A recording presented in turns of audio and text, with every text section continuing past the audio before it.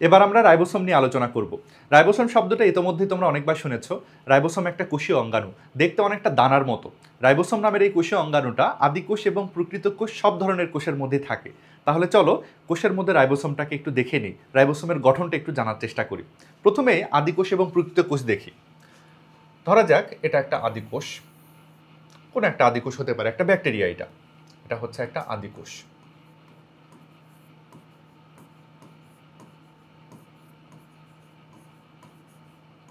এটা একটা আদিকোষ বা ব্যাকটেরিয়া। ব্যাকটেরিয়ার এরকম ফ্লাজেলা থাকে, তোমরা জানো। এটা একটা আদিকোষ বা ব্যাকটেরিয়া। এর মধ্যে কিন্তু রাইবোসোম থাকবে। রাইবোসোম দেখতে অনেকটা দানার মতো, হলুদ কালার দিয়ে রাইবোসোম দেখায়। এই যে দেখো, এই আদিকোষের মধ্যে যে আমরা দানাগুলো দেখছি না, এই দানাগুলোর নামই হলো রাইবোসোম।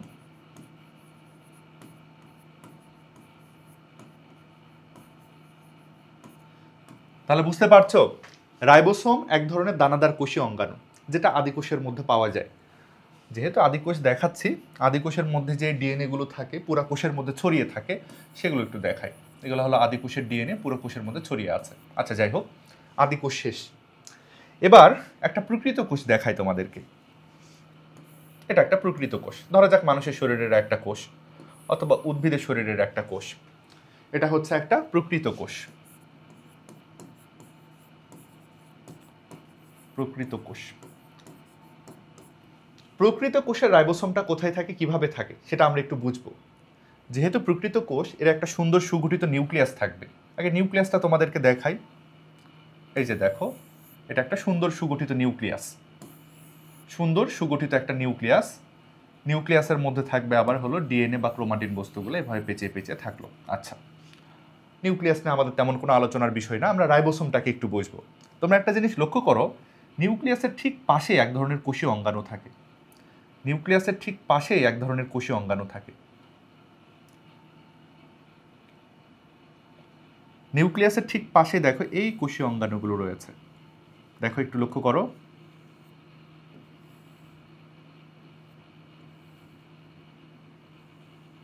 নিউক্লিয়াসের ঠিক পাশে এই কোষীয় অঙ্গাণুগুলো কিন্তু পাওয়া যায়।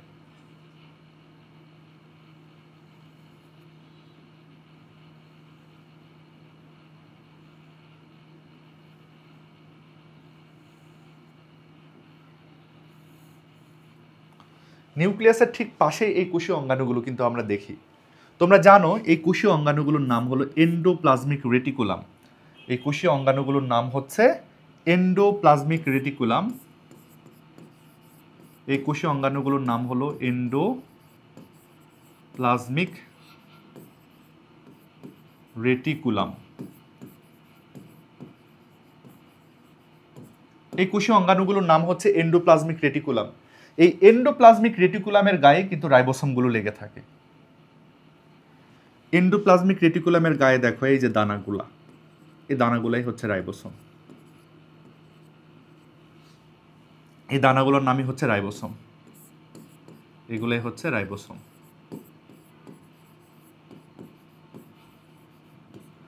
আশা করি তোমরা বুঝতে পারছো রাইবোসোমটা আদিকোষের কোথায় থাকে এবং প্রকৃত কোষের কোথায় থাকে।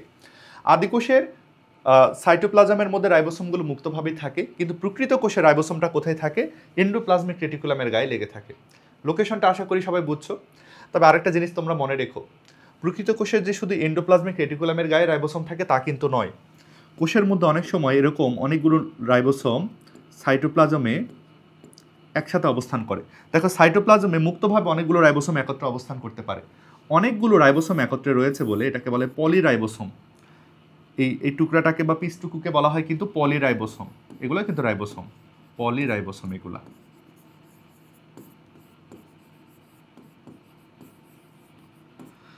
তাহলে প্রকৃত কোষের রাইবোসোমটা কোথায় থাকে বলো? প্রকৃত কোষের রাইবোসোমটা সাধারণত থাকে এন্ডোপ্লাজমিক রেটিকুলামের গায়ে।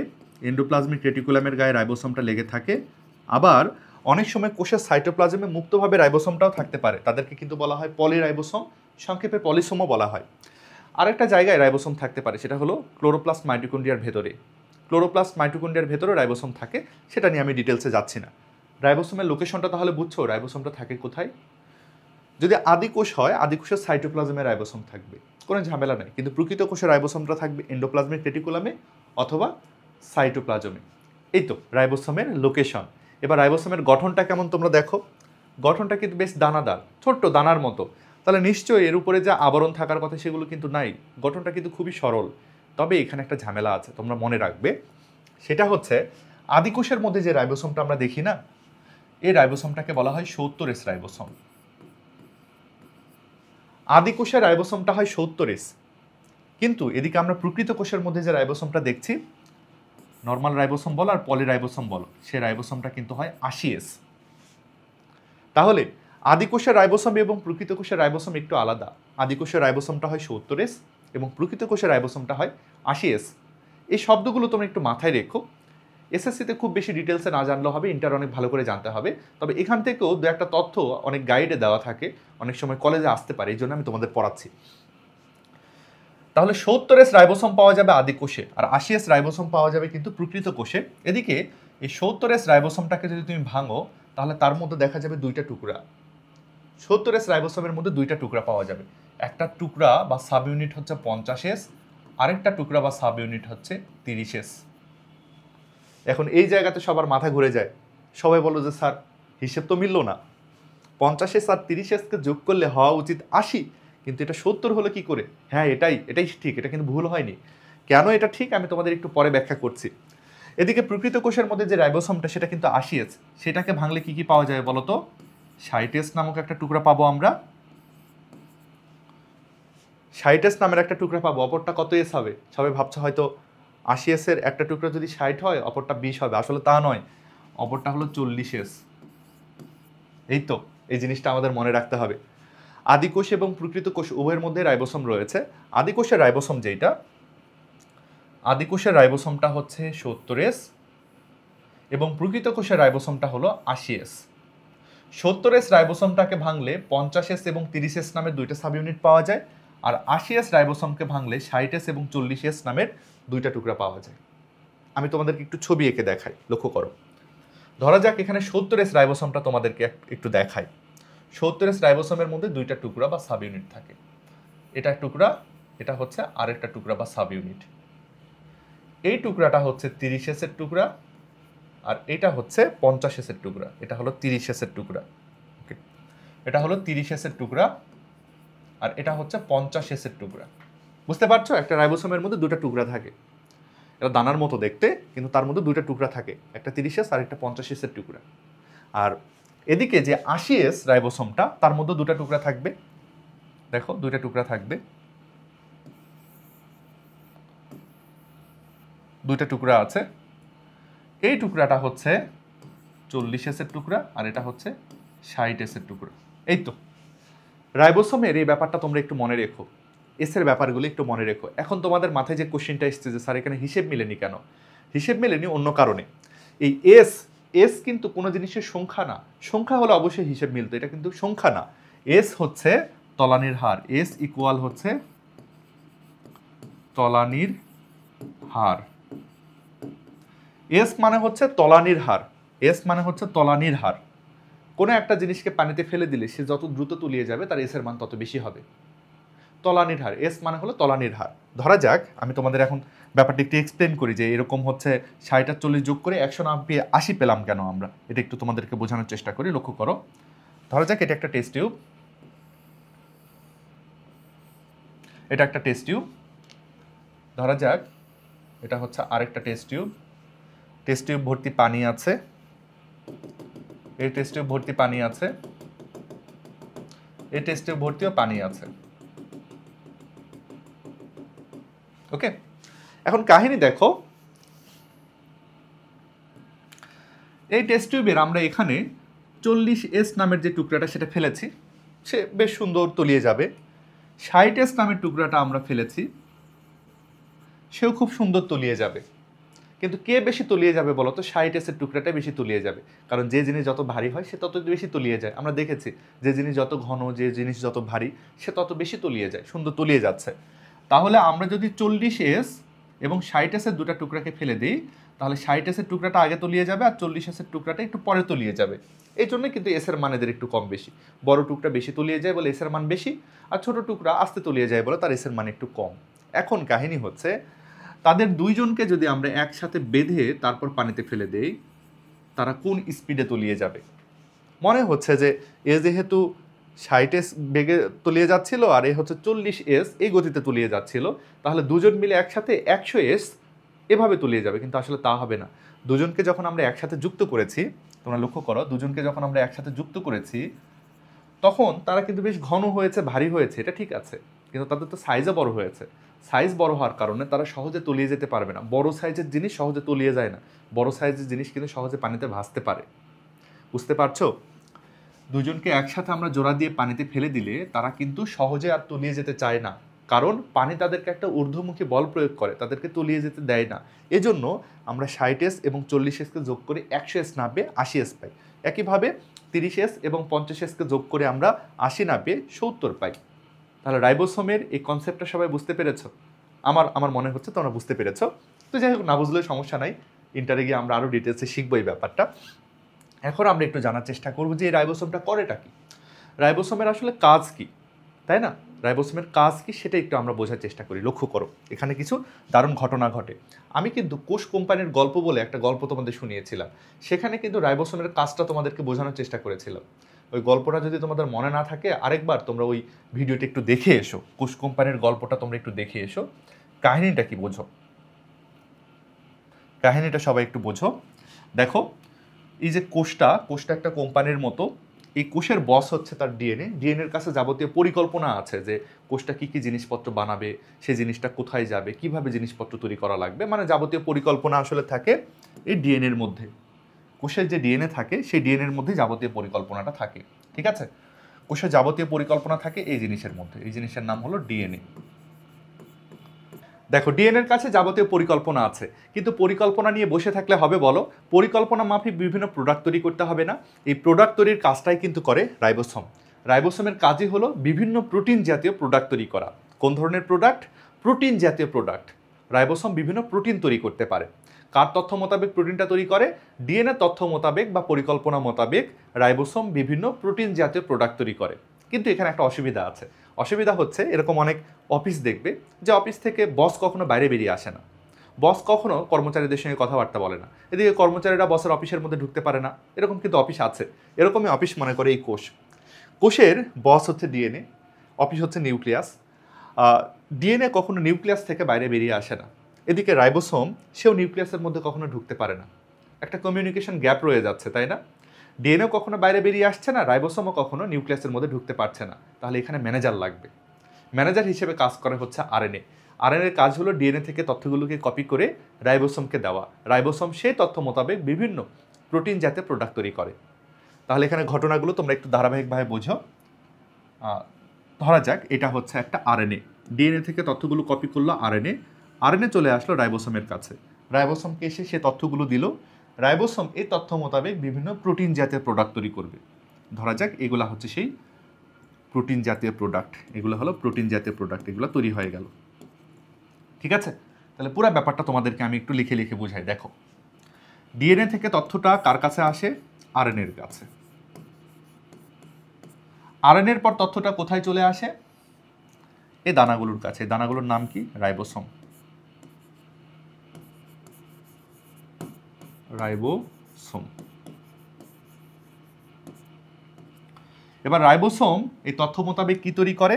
রাইবোসোম এই তথ্য মোতাবেক এই জিনিসটা তৈরি করে, এই জিনিসগুলো তৈরি করে, এগুলাই হচ্ছে প্রোটিন। তাহলে ব্যাপারটা তোমরা একটু ধারাবাহিকভাবে বোঝো তো সবাই। ডিএনএর তথ্যগুলো আসে আরএনএর কাছে, আরএনএর তথ্যগুলো আসে রাইবোসোমের কাছে, রাইবোসোম সে তথ্যগুলো ব্যবহার করে সেখান থেকে প্রোটিন জাতীয় প্রোডাক্ট তৈরি করে। বুঝতে পারছো? রাইবোসোমের কাজই হলো প্রোটিন জাতীয় প্রোডাক্ট তৈরি করা। ডিএনএ থেকে তথ্যগুলো আসে আরএনএর কাছে, আরএনএ তথ্যগুলো দেয় রাইবোসোমকে, রাইবোসোম সেই তথ্য মোতাবেক প্রোটিন তৈরি করে। তোমরা একটা জিনিস মনে রাখবে, রাইবোসোম সরাসরি প্রোটিন তৈরি করে না, বরং রাইবোসোম পলিপেপটাইড চেইন তৈরি করে। এই পলিপেপটাইড চেইনটাই একসময় প্রোটিনে রূপান্তরিত হয়। ব্যাপারটা অনেক সহজ। পলিপেপটাইড চেইন এবং প্রোটিন একই ধরনেরই যৌগ, কিন্তু অল্প একটু ডিফারেন্স রয়েছে। আমি একটু বুঝাই তোমাদের। সব কিছুই কিন্তু শুরু হয় অ্যামিনো অ্যাসিড থেকে, সব কিছুই শুরু হয় অ্যামিনো অ্যাসিড থেকে। অ্যামিনো অ্যাসিড, অ্যামিনো অ্যাসিড হচ্ছে দানাগুলার নাম। মনে করো এই দানাগুলার নাম হলো অ্যামিনো অ্যাসিড। অ্যামিনো অ্যাসিড এই দানাগুলার নাম। এবার দেখো, অ্যামিনো অ্যাসিডগুলোকে যদি পরপর সাজানো হয়, অ্যামিনো অ্যাসিডগুলোকে যদি পরপর সাজিয়ে একটা চেইন বানানো হয়, সেই চেইনটাকেই কিন্তু বলা হয় পলিপেপটাইড চেইন।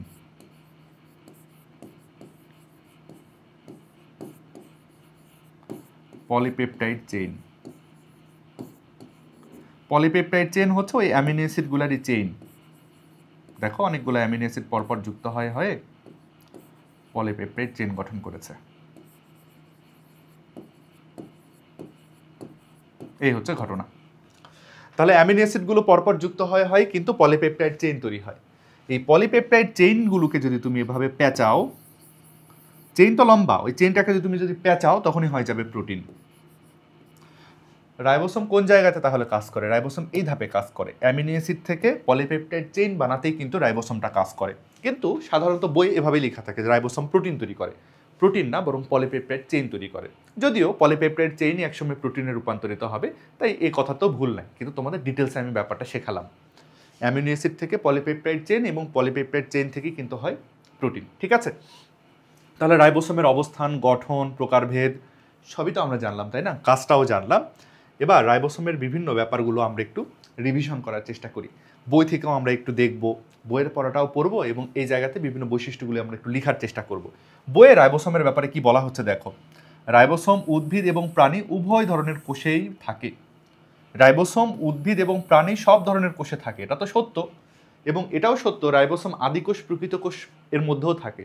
সব ধরনের কোষের মধ্যে রাইবোসোম পাওয়া যায়। রাইবোসোম এমন একটা কোষীয় অঙ্গাণু, সব ধরনের কোষের মধ্যে পাওয়া যায়। রাইবোসোম কেমন বলতো? ঝিল্লিবিহীন বা পর্দাবিহীন, মানে রাইবোসোমের চারপাশে কিন্তু কোনো আবরণ নাই। রাইবোসোমের চারপাশে আবরণ নাই, আবরণহীন কোষীয় অঙ্গাণু এটা। এটা প্রধানত প্রোটিন সংশ্লেষণে সাহায্য করে, এটাতে পরে আসি। বৈশিষ্ট্যগুলো একটার পর একটা লিখি। রাইবোসোম দেখতে কেমন বলো? রাইবোসোম হচ্ছে দানাদার কোষীয় অঙ্গাণু। রাইবোসোম দানাদার কোষীয় অঙ্গাণু। তারপরে আমাদের মনে রাখতে হবে রাইবোসোমের আবরণ আছে নাকি নাই বলো। রাইবোসোমের আবরণ আছে না নাই? রাইবোসোমের আবরণ আছে না, রাইবোসোমের আবরণ নাই, সরি ভুল বললাম। রাইবোসোমের আবরণ কিন্তু নাই, সে হচ্ছে আবরণহীন কোষীয় অঙ্গাণু। কোষীয় অঙ্গাণু। রাইবোসোম হচ্ছে আবরণহীন কোষীয় অঙ্গাণু। এই কথাটা তোমরা একটু মনে রাখতে পারো, ঠিক আছে? রাইবোসোম হচ্ছে একটা আবরণহীন কোষীয় অঙ্গাণু। ওকে, এবার আরেকটা জিনিস দেখো, রাইবোসোমের অবস্থান। রাইবোসোম কোথায় অবস্থান করছে? রাইবোসোম কোথায় অবস্থান করে? কোষের কোন জায়গাতে রাইবোসোম পাওয়া যায়? যদি আদিকোষের কথা বলি, আদিকোষের সাইটোপ্লাজমে রাইবোসোম থাকে, কিন্তু প্রকৃত কোষে রাইবোসোম কোথায় থাকে? প্রকৃত কোষে রাইবোসোম থাকে এন্ডোপ্লাজমিক রেটিকুলাম এর গায়ে। প্রকৃত কোষে রাইবোসোমটা থাকে এন্ডোপ্লাজমিক রেটিকুলামের গায়ে, আবার কোষের সাইটোপ্লাজমের মধ্যেও থাকতে পারে। আমি কি দেখালাম তোমাদের? কোষের সাইটোপ্লাজমে অনেক সময় পলিরাইবোসোম থাকে, তাহলে সাইটোপ্লাজমেও থাকে, সাইটোপ্লাজমেও থাকে রাইবোসোম। আবার রাইবোসোম কিন্তু প্লাস্টিড মাইটোকন্ড্রিয়ার মধ্যেও থাকে। প্লাস্টিড এবং মাইটোকন্ড্রিয়ার মধ্যেও রাইবোসোম থাকে।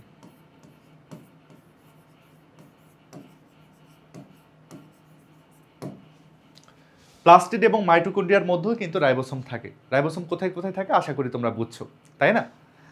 এবার চলো, রাইবোসোমকে কেন সার্বজনীন কোষীয় অঙ্গাণু বলা হয়?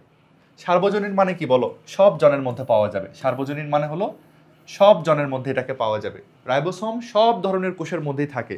রাইবোসোম একটু আগে আমরা দেখেছি আদি কোষের মধ্যেও আছে, প্রকৃত কোষের মধ্যেও আছে। এখানে আবার দেখলাম রাইবোসোম উদ্ভিদ কোষেও রয়েছে, প্রাণী কোষেও রয়েছে। তাহলে সব ধরনের কোষে যেহেতু রাইবোসোম আছে, এই জন্য রাইবোসোমকে বলা হয় সার্বজনীন কোষীয় অঙ্গাণু। খ মার্কের প্রশ্ন আসে এটাতে। আমরা লিখবো রাইবোসোম আদি কোষে থাকে, আদি কোষে রাইবোসোম থাকে, প্রকৃত কোষেও রাইবোসোম থাকে, আদি কোষে রাইবোসোম থাকে, প্রকৃত কোষে রাইবোসোম থাকে। রাইবোসোম থাকে উদ্ভিদ কোষ,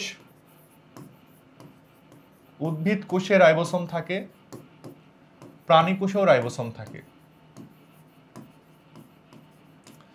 আদি কোষ, প্রকৃত কোষ, উদ্ভিদ কোষ, প্রাণী কোষ সব ধরনের কোষে রাইবোসোম থাকে বলে রাইবোসোমকে সার্বজনীন কোষীয় অঙ্গাণু বলা হয়। ঠিক আছে, এভাবে তোমরা উত্তরটা লিখতে পারো। তারপরে এখানে বলা হচ্ছে আদিকোষী রাইবোসোমটা কেমন হয়। আদিকোষী রাইবোসোমটা কেমন হয়? আদিকোষী রাইবোসোমটা হয় 70S টাইপের। যাকে ভাঙলে দুটো সাব ইউনিট পাওয়া যায়, একটু বলো তো কি কি? 50s আর একটা সাব ইউনিট হচ্ছে 30s। এদিকে প্রকৃত কোষের রাইবোসোমটা কত এস বলো? 80s। 80s কে ভাঙলে দুটো সাব ইউনিট পাওয়া যায়, একটা হলো 60s আর একটা হচ্ছে 40s। ঠিক আছে, সব শেষে বলা হচ্ছে রাইবোসোমকে কেন প্রোটিন তৈরির কারখানা বলা হয়? রাইবোসোমকে কেন প্রোটিন তৈরির কারখানা বলা হয়? এটার আমরা একটু উত্তর দিতে পারি। রাইবোসোমকে কেন প্রোটিন তৈরির কারখানা বলা হয়? তোমরা এভাবে উত্তর লিখতে পারো যে ডিএনএ থেকে তৈরি হয় আরএনএ, এবং আরএনএ থেকে তৈরি হয় প্রোটিন। ডিএনএ থেকে তৈরি হয় আরএনএ, আরএনএ থেকে তৈরি হয় প্রোটিন। আমরা আগে দেখেছি ডিএনএ থেকে আরএনএ, আরএনএ থেকে তৈরি হয় প্রোটিন। কিন্তু আরএনএ থেকে প্রোটিন তৈরি করতে এই জায়গাতে গুরুত্বপূর্ণ ভূমিকা রাখে হলো রাইবোসোম। রাইবোসোম এই জায়গাতে গুরুত্বপূর্ণ ভূমিকা রাখে। রাইবোসোম কি করে? এই জায়গাতে খুবই গুরুত্বপূর্ণ ভূমিকা রাখে। এই জন্য রাইবোসোমকে বলা হয় প্রোটিন তৈরির কারখানা। রাইবোসোমের মধ্যেই প্রোটিন তৈরির প্রক্রিয়াটা আসলে ঘটে। রাইবোসোমই যেহেতু প্রোটিন তৈরি করে, এই জন্য রাইবোসোমকে বলা হচ্ছে প্রোটিন তৈরির কারখানা। আমরা এটা একটু মনে রাখবো। ওকে, এবার আমরা একটু বই থেকে পড়ার চেষ্টা করি। বলা হচ্ছে কি রাইবোসোম প্রধানত প্রোটিন সংশ্লেষণে সাহায্য করে। আমরা দেখলাম রাইবোসোম কিন্তু প্রোটিন তৈরি করছে, প্রোটিন তৈরিতে সাহায্য করছে। প্রোটিনের পলিপেপটাইড চেইন সংযোজন এই রাইবোসোমে হয়ে থাকে, এটাও আমরা বুঝলাম। প্রোটিনের পলিপেপটাইড চেইন বানানো, এই যে অ্যামিনো অ্যাসিডগুলোকে জোড়া দিলেই পাওয়া যায় পলিপেপটাইড চেইন। এই যে প্রোটিনের পলিপেপটাইড চেইন বানানোর যে ঘটনাটা, এটাই কিন্তু রাইবোসোমের মধ্যে ঘটে। ওকে, তারপরে বলা হচ্ছে, এবার দেখো কি কথাটা বলা হচ্ছে, রাইবোসোম এ কাজে প্রয়োজনীয় উৎসেচক সরবরাহ করে থাকে। এছাড়া রাইবোসোম এ কাজে প্রয়োজনীয় উৎসেচক সরবরাহ করে থাকে। মোট কথায় রাইবোসোম অনেক উৎসেচক বানাতে পারে। রাইবোসোম বিভিন্ন উৎসেচক বানাতে পারে। তোমরা জানো উৎসেচক কি? উৎসেচক হচ্ছে এনজাইম। আর এনজাইম কিন্তু এক ধরনের প্রোটিন জাতীয় যৌগ। দেখো ডিএনএ থেকে আরএনএ তৈরি হয়, আরএনএ থেকে প্রোটিন তৈরি হয়। বেশ কিছু প্রোটিন রূপান্তরিত হয় কিন্তু উৎসেচক তৈরি করে, উৎসেচকে পরিণত হয়। উৎসেচক মানেই কিন্তু আবার এনজাইম।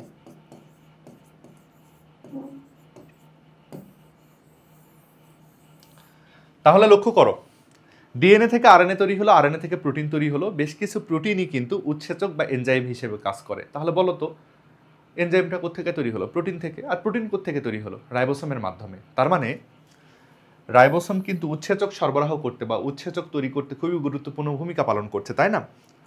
তারপরে শেষে বলা হচ্ছে উৎসেচকের কাজ কি। এনজাইম কি করে? এনজাইমের কাজ হলো বিভিন্ন প্রাণ রাসায়নিক বিক্রিয়ার গতি বাড়িয়ে দেওয়া। এনজাইমগুলো বিভিন্ন বিক্রিয়ার গতি বাড়ায় দেয়। কিভাবে? ধরা যাক, শুধু গতি বাড়ায় দেয় না, এনজাইম না থাকলে বিক্রিয়া হবে না, এটা তোমরা মনে রেখো। ধরা যাক এই যে হচ্ছে একটা সুক্রোজ আছে। সুক্রোজ মানে হলো খাওয়ার চিনি। এই খাওয়ার চিনিকে ভাঙলে সেখান থেকে দুটো উপাদান পাওয়া যায়, একটার নাম হলো গ্লুকোজ আর একটার নাম হলো ফ্রুক্টোজ। দেখো খাওয়ার চিনি হচ্ছে সুক্রোজ, সুক্রোজকে ভাঙলে সেখান থেকে পাওয়া যাবে গ্লুকোজ আর ফ্রুক্টোজ। আমরা অনেক সময় চিনি খাই না, চিনিটা আমাদের পেটের মধ্যে গিয়ে ভেঙে গ্লুকোজ আর ফ্রুক্টোজে কনভার্ট হয়ে যায়। এই ভাঙনটা আসলে কেন হয়? কারণ পেটের মধ্যে বেশ কিছু এনজাইম এই বিক্রিয়াটা হতে সাহায্য করে। তাহলে দেখো এনজাইমগুলো আমাদের কি করে দিল? পেটের মধ্যে খাবার হজমে সাহায্য করলো, আমাদের চিনি হজমে সাহায্য করলো। বুঝতে পারছো? এনজাইমগুলো বিভিন্ন বিক্রিয়াতে প্রভাবক হিসেবে কাজ করে, বিভিন্ন বিক্রিয়া হতে সাহায্য করে। এটাই হলো এনজাইমের কাজ। এনজাইমগুলো কোত্থেকে আসলো বলো? প্রোটিন থেকে। আর প্রোটিন কি? প্রোটিন হচ্ছে আরএনএ থেকে আসলো। আর এই প্রোটিন থেকে আরএনএ থেকে প্রোটিন বানাতে কিন্তু রাইবোসোম খুব গুরুত্বপূর্ণ ভূমিকা পালন করে। ঠিক আছে, রাইবোসোমের পড়া শেষ, কিন্তু শেষ হওয়ার আগে আমি আরেকটা জিনিস তোমাদের বুঝাবো। সেটা হচ্ছে এটার নাম রাইবোসোম কেন? রাইবোসোমের নাম রাইবোসোম কেন দেওয়া হলো? দেখো রাইবোসোম শব্দটার মধ্যে দুইটা কিন্তু ছোট ছোট শব্দ আছে, একটু লক্ষ্য করো। রাইবো একটা শব্দ, সোম হচ্ছে আরেকটা শব্দ। এখানে রাইবো শব্দটা এসেছে রাইবো নিউক্লিক অ্যাসিড থেকে। রাইবো কথাটা এসেছে রাইবো নিউক্লিক অ্যাসিড থেকে। রাইবোসোম কথাটা এসেছে রাইবো নিউক্লিক অ্যাসিড থেকে। তোমরা কি জানো রাইবো নিউক্লিক অ্যাসিড এর সংক্ষিপ্ত রূপ কি? রাইবোনিউক্লিক অ্যাসিডকে কিন্তু সংক্ষেপে বলা হয় আরএনএ। রাইবোনিউক্লিক অ্যাসিডকে সংক্ষেপে বলা হয় কিন্তু আরএনএ, এটা আমরা মনে রাখবো। রাইবোনিউক্লিক অ্যাসিডকে সংক্ষেপে বলা হয় কিন্তু আরএনএ। সোম মানে হচ্ছে অঙ্গ, দেখো অঙ্গ বা অঙ্গাণু লিখি। আসলে রাইবোসোম এমন একটা কোষীয় অঙ্গাণু যার মধ্যে আরএনএ পাওয়া যায়। আরএনএ মানে হলো রাইবোনিউক্লিক অ্যাসিড, এবং রাইবোনিউক্লিক অ্যাসিড থেকে কথাটা এসেছে কি রাইবো। তাহলে রাইবোসোমের ভেতরে আরএনএ থাকে। রাইবোসোম আরএনএ দিয়ে গঠিত। একটা রাইবোসোম যদি তুমি পর্যবেক্ষণ করে দেখবে রাইবোসোমটা আরএনএ দিয়ে গঠিত বা রাইবোনিউক্লিক অ্যাসিড দিয়ে গঠিত। যেহেতু একটা রাইবোসোম রাইবোনিউক্লিক অ্যাসিড বা আরএনএ দিয়ে গঠিত, এই জন্য তার নাম কিন্তু রাইবোসোম। রাইবোসোমের গঠনের উপর ভিত্তি করে এই নামটা দেওয়া হয়েছে। রাইবোসোমের মধ্যে আরএনএ পাওয়া যায় বা রাইবোনিউক্লিক অ্যাসিড পাওয়া যায়, এই জন্য এটার নাম কিন্তু রাইবোসোম। ঠিক আছে, রাইবোসোমের কাজ হলো প্রোটিন তৈরি করা, এই জন্য এটাকে বলা হয় প্রোটিন তৈরির কারখানা। কোথায় থাকে, কিভাবে থাকে, তোমরা সবে আশা করি রাইবোসোমের আলোচনাটা বুঝছো।